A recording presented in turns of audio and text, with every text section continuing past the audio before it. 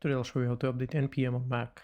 Whether you're a beginner or an experienced developer, keeping NPM updated ensures access to the latest features and security enhancements. It's critical for JavaScript and Node.js projects. First, open your terminal and run npm-v. This command will show the currently installed version. To install Node.js, which includes npm, visit Node.js and download the latest LTS or current version installer for macOS. You can open the downloader file and follow the on-screen instructions, or copy and run the command in your terminal. If you use -g, this will ensure a global update. After installation, you can confirm the version by running nvm-v again.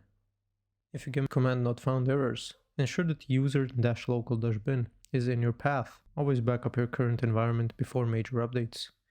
You can use Node Version Manager to manage multiple Node.js versions efficiently. Older npm versions may conflict with newer Node.js installations. If that happens, reinstall Node.js. You can always clean the npm cache by using npm cache clean. Using --force will make it a force clean. Thanks for watching. If this video was helpful, please like and subscribe to our channel for more tips and tutorials.